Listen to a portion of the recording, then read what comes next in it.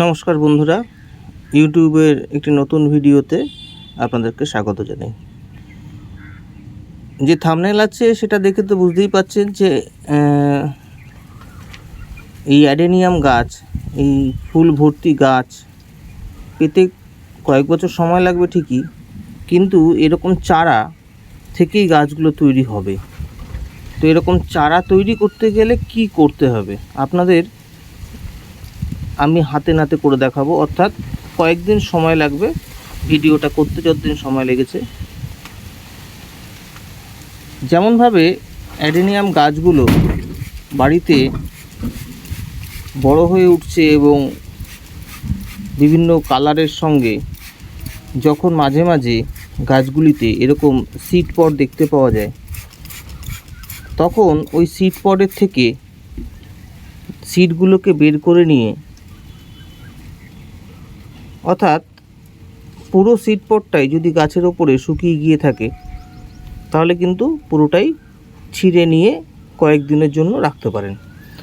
যেমন দেখছেন এই গাছের সিড পডটি শুকিয়েই রয়েছে প্রায়, তাই গাছ থেকে ছিঁড়ে নিয়ে 3-4 দিনের জন্য যখনই ঘরে রাখবেন তখন দেখবেন সিডগুলি কিন্তু আস্তে আস্তে শুকিয়ে যাবে।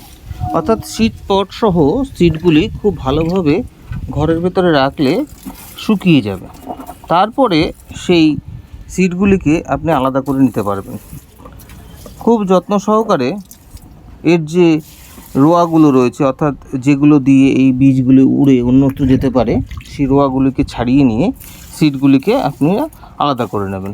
আর একটা শুকনো জায়গায় রাখবেন, কোনো ভেজা জায়গায় রাখবেন না। এবং এই সিজনে অ্যান্টিফাঙ্গাল আপনারা ইউজ না করলেও হবে।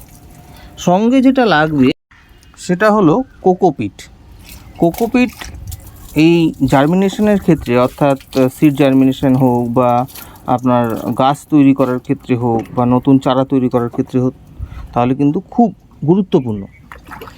আমি যে অনুপাতে নিয়েছি, অর্থাৎ বালি এবং এই কোকোপিট প্রায় 50-50 অনুপাতে নিয়েছি এবং এগুলিকে ভালো করে মিশিয়ে নিয়েছি। সঙ্গে অবশ্যই অ্যান্টিফাঙ্গাল ইউজ করবেন। অ্যান্টিফাঙ্গাল হিসেবে আমি তো সাফ ব্যবহার করি। সাফ খুব ভালো এবং অ্যাডেনিয়ামের ক্ষেত্রে কিন্তু সাফ খুব ভালো কাজ করে। তো সাফ পাউডার প্রায় 1 চামচ মতন ইউজ করবেন। একটা টবের ক্ষেত্রে 1 চামচ ইউজ করলেই হবে। এবং তার সঙ্গে জল, মোটামুটিভাবে সাফ, কোকোপিট, বালি, এই 3টে দিয়েই কিন্তু জার্মিনেশন প্রসেসটা করতে পারবেন।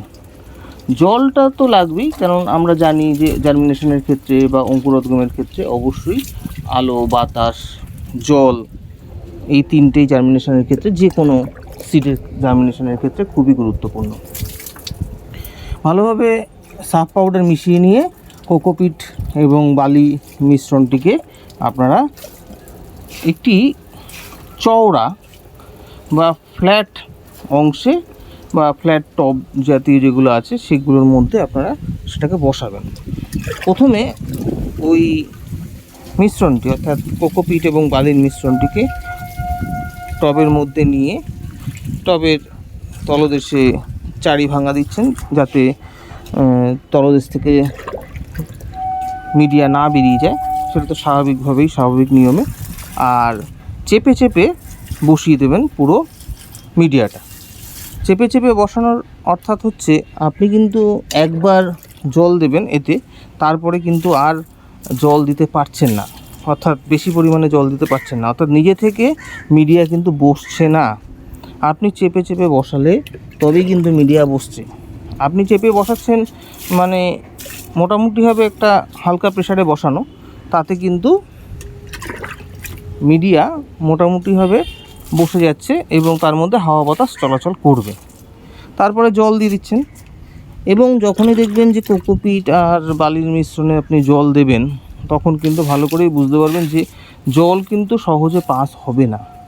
এই মিডিয়াটিতে যত জল কম পাস হবে প্রথমবারে, তত ভালো। তার কারণ কোকোপিট একটু বেশি পরিমাণে থাকলে বালির থেকে জলটা কম পাস হবে, জল একদম ভেজা ভেজা থাকবে। দেখতেই পাচ্ছেন হাত দিয়ে চাপলে জল কিন্তু ভেজা ভেজা রয়েছে, উঠে উঠে আসছে। এই অবস্থাতেই সিডগুলোকে ওর উপরে বসাতে হবে। সিডগুলোকে এই মিডিয়ার ওপরে সাজিয়ে সাজিয়ে বসানোটাই ভালো, একটা একটা করে একটু ধৈর্য সহকারে করবেন। তাতে কি হবে, সিডগুলি জায়গা পাবে একে অপরের থেকে দূরত্বে বসতে। দূরত্বে বসালে তারা যখন জার্মিনেট হবে তখন কিন্তু তাদের নিজস্ব দূরত্ব গাছটির হাওয়া বাতাস জল ইত্যাদি পাওয়ার জন্য খুবই গুরুত্বপূর্ণ, খুবই কাজে লাগবে। এবার আপনারা পুরো মিডিয়ার ওপরে আস্তে আস্তে করে সমস্ত সিডগুলোকে বসিয়ে দিন, যার যতগুলো সিড আছে, এবং যার যতগুলো সিড আছে সেই অনুযায়ী মিডিয়া বানাবেন, সেই অনুযায়ী তারা পট বানাবেন। চেষ্টা করবেন মোটামুটিভাবে এরকম, অর্থাৎ যতগুলি সিড আছে সেই অনুযায়ী পট সিলেক্ট করতে, এবং পটের মধ্যে যাতে তারা একটুখানি ফাঁকা ফাঁকাভাবে বসতে পারে। খুব বেশি পট, বড় পট নিয়ে তার মধ্যে অল্প কয়েকটি সিড করলে কিন্তু সিডে জলের পরিমাণ বেশি হয়ে যাবে, ফলে কিন্তু সিডের গ্রোথে সমস্যা হবে, জার্মিনেট হবে কিন্তু তারপরে কিন্তু আস্তে আস্তে অসুবিধা হবে। তো এবার ওই বীজগুলির ওপরে কোকোপিট, এটা কিন্তু আমি বালি দিচ্ছি না, কোকোপিট অর্থাৎ কোকোপিট বালির মিশ্রণ না, শুধু কোকোপিট হালকা একটা লেয়ার করে ওর উপরে ছড়িয়ে দেবেন। হালকা লেয়ারে ছড়িয়ে ওপর থেকে জল স্প্রে করে ভেজাবেন। এখানে কিন্তু রানিং ওয়াটার দেওয়া বা বেশি পরিমাণে জল দিয়ে ভাসিয়ে দেওয়া যাবে না।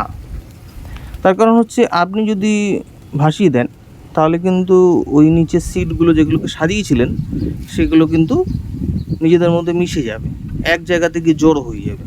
এবার যখন জার্মিনেট হবে এক জায়গাতে জার্মিনেট হবে, এবং তখন আপনাকে ওই কচি একদম বীজসহ অঙ্কুরিত সদ্য অঙ্কুরিত, যেমন দেখুন এখন অঙ্কুরিত হয়েছে, এইগুলোকে সমস্ত আলাদা করে নিতে হবে, তখন কিন্তু খুব অসুবিধা হবে।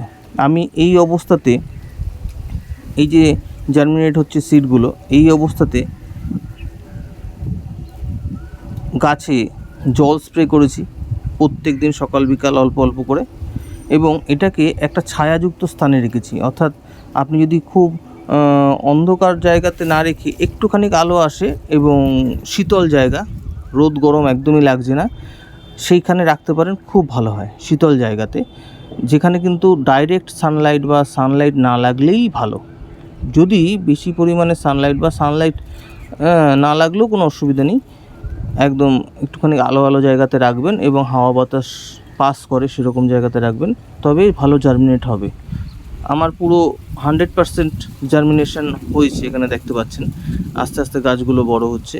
আর যখনই গাছগুলোকে সকাল বিকাল আপনি জল স্প্রে করছেন তখনই কিন্তু গাছগুলো নিজেদের মতন করে জল নিচ্ছে এবং আস্তে আস্তে করে গ্রোথ হয়ে ওপরের দিকে বেড়ে উঠছে। দেখুন জার্মিনেশন হয়ে গেছে। আমি যে প্রসেসটা করেছিলাম তার 4 দিনের মাথাতে এই ভিডিও, অর্থাৎ প্রথমের বীজ লাগানোর 4 দিনের মধ্যে কিন্তু এরকম জার্মিনেশন হয়েছে। এবং যখন আপনি গাছটা আস্তে আস্তে জার্মিনেশন হয়ে যাচ্ছে তখন সকালে অল্প অল্প করে রৌদ্র একে 1 ঘন্টা আধা ঘন্টা করে লাগাতে পারেন। এই অবস্থাতে গাছগুলোকে আপনারা মোটামুটিভাবে এই পটের ওপরে কমসে কম 1 মাস পর্যন্ত তো রাখতেই পারবেন। তারপরে সেগুলোকে নিয়ে আবার ছোট ছোট পটে রিপোর্ট করতেই পারেন। সেটার ভিডিও আগের বছরই গত বছরই আমার দেওয়া আছে। তো এরকমভাবে করুন, আর আপনারা সকলের সঙ্গে থাকুন, সাথে থাকুন, দেখতে থাকুন এই ভিডিওগুলি।